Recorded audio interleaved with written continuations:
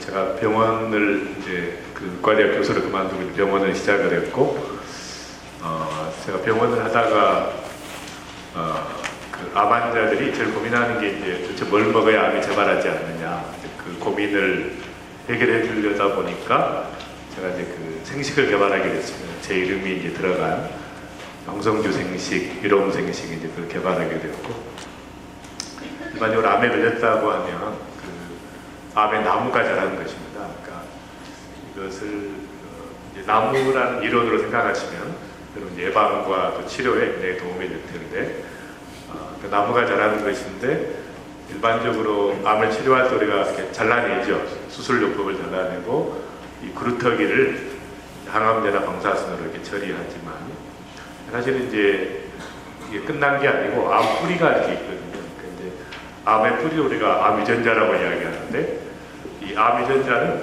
특성이 그 물려받은 것이 아니라 생활 습관과 환경에 의해서 자기가 스스로 만든 겁니다. 대부분의 유전적 질환은 부모로부터 물려받은 건데, 암만은 그 물려받은 경우는 한 4%밖에 안 되고 거의 대부분은 자기가 스스로 만든 유전자에서 암이 자라 올라오는 거고, 이걸 막아주는 것이 이제 면역층이라고 볼 수 있습니다. 이제 그 폐암 유전자가 다 있는데 어떤 사람은 폐암에 걸리고 안 걸리느냐 하면, 그 차이는 이제 면역층이 두터운 분들은 이 유전자가 있어서 이렇게 뚫고 올라오지는 못하는 것이죠. 이제 면역층이 무너지게 되면, 그러니까 이제 종합검진을 회장님도 오늘 하시려고 그러는데 그 별로 의미가 없습니다. 왜 의미가 없냐면, 작년에 종합검진 이상이 없었는데 올해 말기인 환자를 제가 어제도 봤거든요. 다 퍼졌습니다. 맞으면 그게 옛날처럼 암이 이렇게 서서히 자란다는 이론일 때는 가능하지만, 지금은 갑자기 면역층이 무너지고, 그러니까 스트레스와 정신적 혼란을 겪으면서 이게 무너지면 갑자기 자라 올라오게 돼요. 이거 이제 항상 가지고 있는 것이죠. 제가 암 환자들 보다 보면 아까 말씀드린 것처럼 대부분이 의사들이 놓치고 있는 게 있어요. 그러니까 아까 말씀드린 지독한 스트레스 때문에 갑자기 면역이 무너지면서 암이 발생하는데, 이 스트레스를 암의 중요한 요인으로 그렇게 이야기하지 않습니다, 의사들이. 왜냐하면 이건 이제 물질적인 현상이 아니기 때문에 이렇게 그 현상을 증명하기가 어려워요.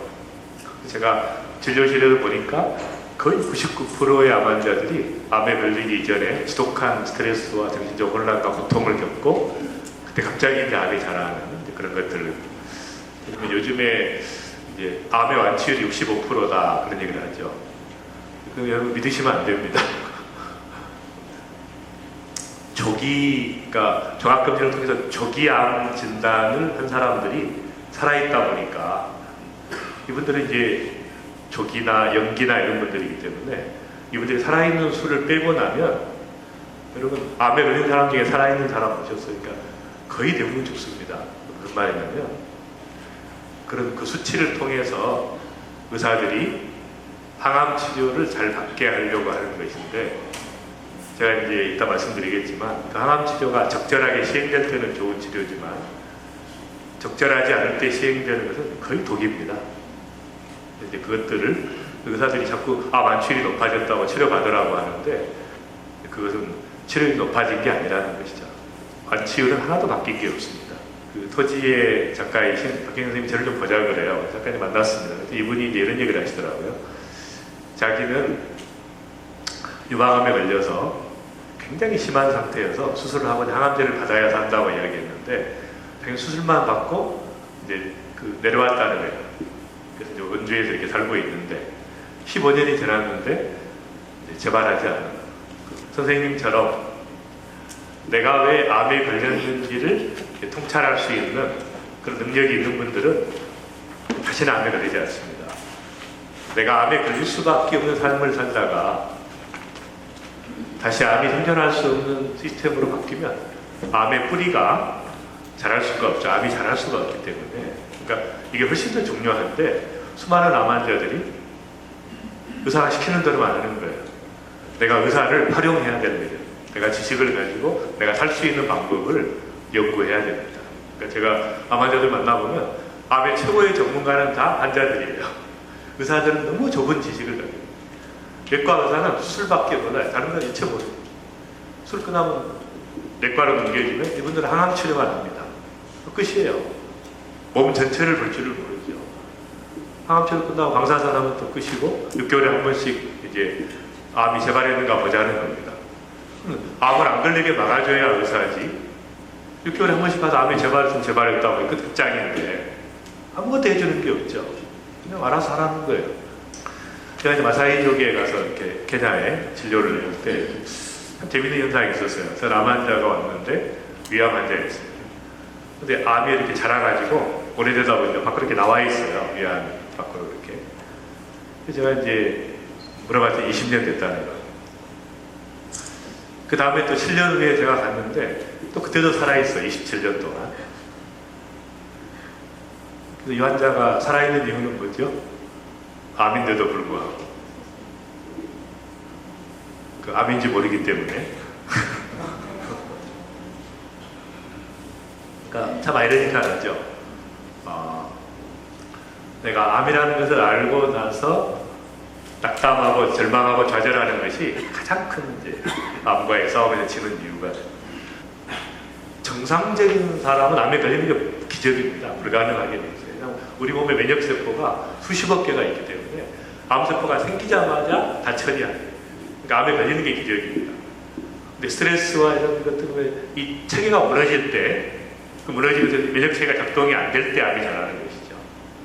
항암제 받으면 안 되는데 딱 자기가 아는데 무리하게 가족들이 원해서 받았다가 항암제 끝났는데 그냥 오히려 전이 됐거든요. 뇌로 전이 되고 몸에. 그러니까 이런 경우가 많고, 그러니까 본인이 가장 잘 알거든요. 그러니까 제가 그렇게 이야기해요. 항암제 혹시 맞게 되면 아주 기분 좋게 맞아라. 기분 좋게 그냥 이걸로 암을 치료한다고 생각하고 확신을 가지고 맞고, 확신 없이 맞을 바에는 안 맞는 게 낫다. 그래서 이렇게 고분고분 연기하는 환자보다는 의사에게 저항하며 따지는 환자들이 그냥 완전히 없습니다. 이제 예를 들면 항암제를 왜 맞아야 됩니까? 이렇게 따져야 되는 거죠. 이거 맞으면 재발하지 않습니까? 그럼 의사가 맞아도 재발한다 그래요. 어떻게 하느냐? 그럼 내가 왜 맞습니까? 이렇게. 근데 그 항암제로 재발을 줄일 수 없어요. 잘못 알고. 설명하겠지만 잘못 알고 있는 것이. 이 보시면 우리나라 위암 환자들이 거의 다 항암 치료를 하죠. 교과서에서 이렇게 돼 있어요. 수술 후에 항암 치료, 방사선 치료하는 경우는 그 치료 효과를 뚜렷이 증명해 보이지는 못하였다. 아니, 항암 치료, 방사선 치료 한 그룹과 수술만 한 그룹, 그 차이가 없다는 거예요. 생존율에. 맞을 필요가 뭐가 있어요? 이 데이터를 알면 누가 맞겠어요? 그 다음에 수술 전후의 화학요법과 선행 화학요법, 그러니까 미리 암의 사이즈를 줄여가지고 수술하는 그런 방법에 있어서도 치료 효과를 보이는데 성공적이지 못했다. 이제 가장 최근에 쓴 서울대 교수들 중심으로 우리나라 한 100명 이상의 정형외과 교수들이 쓴 책입니다. 처음에는 삼성의료원에서만 위암 환자들에게 선택권을 줬어요. 항암 치료가 효과가 없는데 받겠냐. 근데 지금은 삼성의료원조차도 선택권을 주지 않습니다. 무조건 하라고 하죠. 그래서 이제 병원의 정책과 관련이 있습니다.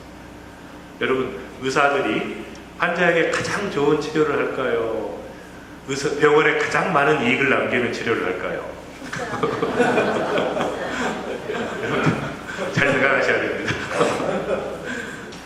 왜냐하면 전에는 내과 의사들이 항암 치료를 했어요.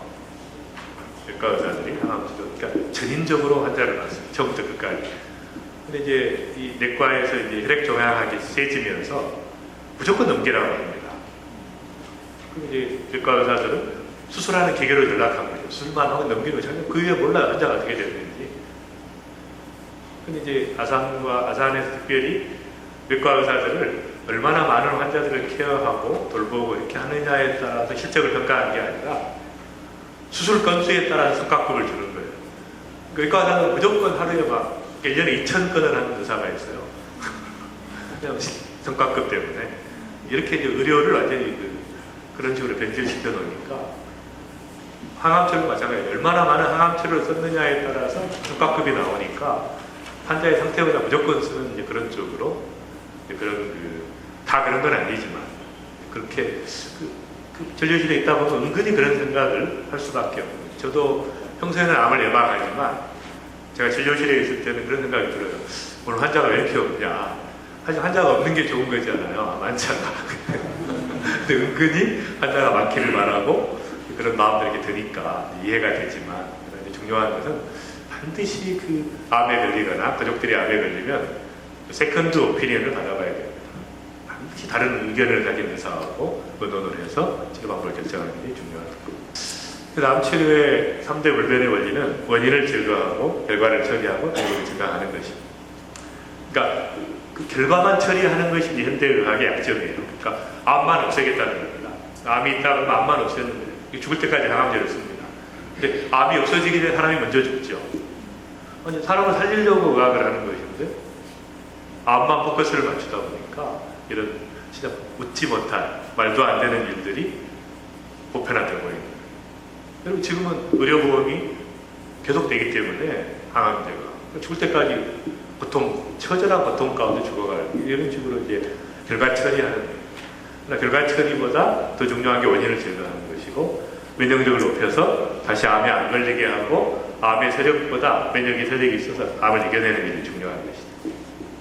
암의 원인은 나쁜 자극입니다. 그래서 아까 말씀드린 것처럼 담배를 계속 피우면 폐암이 되는데 제가 어떤 회사에 갔더니 줄담배를 피우시는 상무님인데 너무 얼굴색이 좋아요. 왜 그러냐 그랬더니 자기는 1박 2일 주말에는 반드시 등산을 한대요.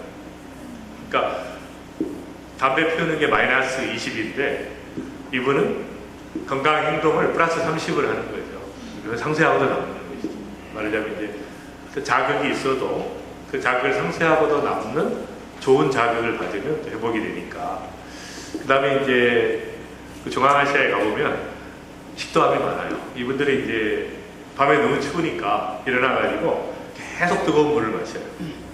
그러니까 자극이 되니까 식도암이 생기고. 인도에 가면 구강암이 많아요. 그 사람들이 이제 치약이 없고 치약 대신에 약초를 또 바릅니다. 독한 약초를. 그러다 보니까 이제 구강암이 됩니다. 계속 자극을 주면. 근데 그것이 이런 그 물리적 자극뿐 아니라 심리적 자극도 똑같습니다. 스트레스를 받으면 갑자기 혈관이 수축되기 때문에 그 부위에 혈액 공급이 안 됩니다. 근데 암은 혈액 공급이 잘 되는 데는 잘하지 않습니다.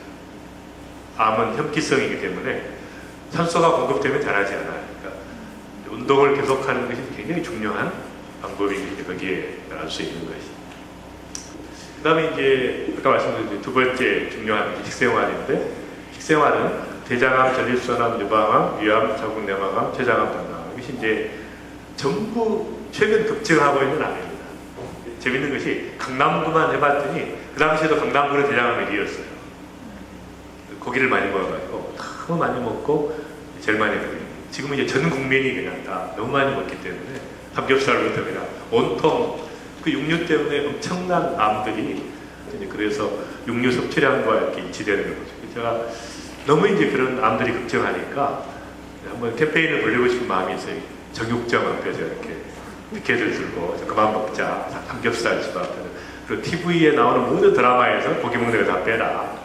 이렇게 그 고기를 드시더라도 가급적이면 기름기는 좀 제거하고 이렇게 드시는 것이 가장 바람직하고, 할 수 없이 기름기를 드셔야 될 때는 이제 마늘을 반드시 같이, 마늘과 상추와 이런 야채들을 같이 드시면서 그것에 의해서 암을 일으키는 물질들이 다 빠져나갈 수 있도록, 지금은 이제 이걸 회복시킬 수 있는 그런 처방들을 제가 개발을 했기 때문에 이제 안심하고 검사를 하고 막아주는 그런 걸 하고 있습니다.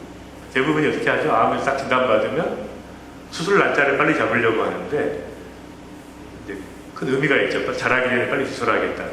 근데 그 전에 더 중요한 게 있어요.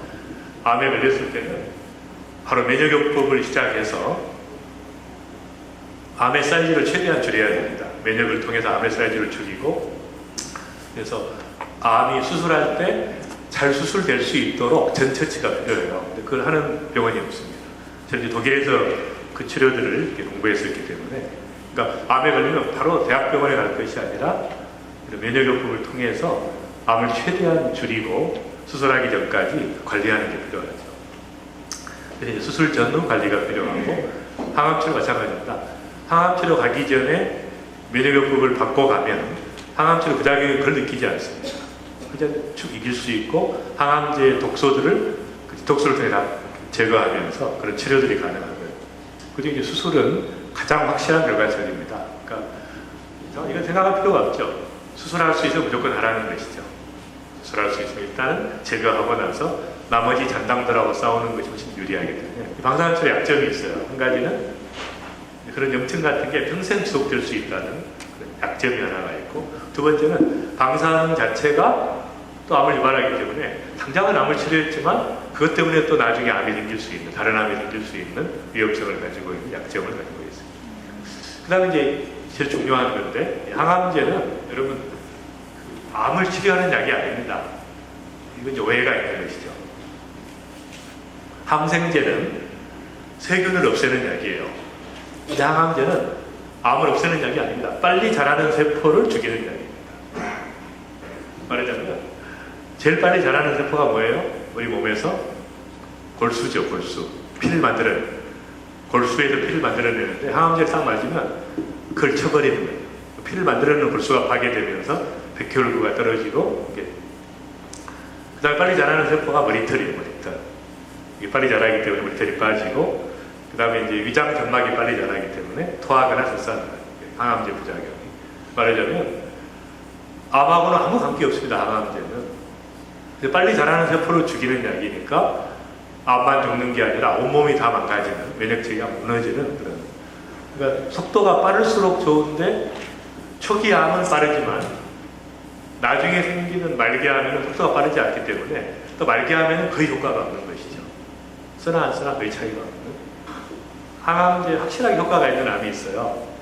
백혈병이나 임파종은 부분에 생기는 게 아닙니다. 전체 암이기 때문에 당연히 치료밖에 없고, 유방암, 고환암, 난소암, 소세포 폐암은 비교적 효과가 좋지만 나머지 암은 효과가 없거나 약간 효과가 있기 때문에 아주 신중하셔야 됩니다. 쓸 때는 정말 신중하셔야 돼요. 3번 암에 걸렸는데 이제 3번 다 완치하시고 80세까지 장수하시다가 작년에 돌아가셨는데, 그래서 이분이 이제 쓴 책에 보면 아주 특이한 게 나옵니다. 이분이 쓴 책에 보면 이런 내가 생각하는 암치료의 대원칙은 현대의학의 힘을 최대한 믿고 의존하되 나 스스로 할 수 있는 노력, 자연의 섭리에 맞는 노력으로 면역력을 강화하는 것이다. 또 암을 처치하는 방식은 현실적으로 가능한 길을 골라 정면 돌파하는 것이다. 각기 다른 부위에 생긴 암세포를 잘라내느라 내 뱃속은 누더기가 되었지만 나는 한 번도 화학요법의 힘을 빌리지 않았다. 눈에 보이는 암세포는 가능한 한 응당 드러내라. 나머지 자잘한 것들은 내 속의 힘, 면역력으로 물리치겠다. 적군을 색출하되 아군의 피해는 최소한으로 줄이고 전력은 최대화하는 전법이었다. 그래서 이제 이런 수많은 항암제를 권면했지만 이분이 이제 항암제를 쓰지 않는다는 원칙을 고수했다고 이야기하고 있습니다. 말하자면 의사들이 참 재밌죠. 다른 사람에게는 막 모든 항암제를 다 처방하면서도 자기가 되거나 가족들이 걸리면 굉장히 신중하게 했습니다. 의사의 입장에서 제가 항상 그렇게 이야기합니다. 아이들한테 제가 당신의 가족이라면, 이분이 내 아버님이라면 이렇게 하겠다. 내 아들이라면 이렇게 하겠다. 그렇게 어쨌든 이런 항암제는 아주 신중하게 쓰는 게 중요하다. 유방암이 걸린 다음에 계속해서 했던 분들은 사망률이 훨씬 낮았다. 운동을 안 하다가 진단 후부터 운동을 했던 그룹도 사망률이 떨어지는. 말하자면 이 항암제를 쓰냐 안 쓰냐보다 중요한 것은 운동을 하냐 안 하느냐, 훨씬 더 중요하다는 것입니다. 대부분의 암 환자들이 손발이 차요. 그리고 체온 측정을 해보면 36.5도에서 정상 수치보다 체온이 떨어져 있습니다. 평균 35도나 35.5도나 36도나 이렇게. 그래서 독일에서도 암에 걸리기 5년 전부터 체온이 떨어진다고 하는 수많은 논문들이 나와 있죠. 여러분, 감기에 걸렸을 때 열이 나는 분들은, 열이 나고 막 몸살을 앓는 분들은 암에 잘 안 걸립니다. 면역체계가 정상적으로 작동하고 있는 거죠. 근데 감기에 걸렸는데도 열이 나지 않고 몸살을 앓지 않고 시름시름 앓는 것은 면역 체계가 감기 세균을 이길 수 없는 것이죠. 유방암 환자인데 이제 너무 심해가지고 조혈모 이식세포까지 했던 환자인데요. 항암치료받다가 도저히 못 맞겠다고 이제 내려갔어요. 그래서 증평에 어느 폐가를 사가지고 300만 원에 사서 수리해서 아주 깊은 산 속에 사시는데 뭐 너무 건강하신 거예요. 그러니까 의사들이 믿어지지 않는 거죠. 조혈모 이식까지 했고 엄청난 항암치료를 했는데 환경을 바꾸는 것이 얼마나 중요한가. 제가 이제 호주 시드니에 갔는데 시드니 옆에 브루마운틴이라고 혹시 가보셨습니까? 유칼립투스 나무가 있어서 산소가 보통 다른 산에 비해서 3배가 높습니다. 그러니까 멀리서 보면 파랗게 보여요. 그 산이. 거기에 이제 제일 멋있는 그 호텔을 하시는 분이 한국 분이에요. 그분 만나봤더니 위암 환자인데 수술만 하고 그냥 호주로 갔대요. 거기서 사는데 산소 농도가 높기 때문에 암이 생길 수가 없죠. 거기는. 이런 식으로 환경을 바꾸는 것이 굉장히 중요한 그런 것들. 관심이 있으신 분들은 연락을 하셔서 관리를 해드리도록 하겠습니다. 반갑습니다.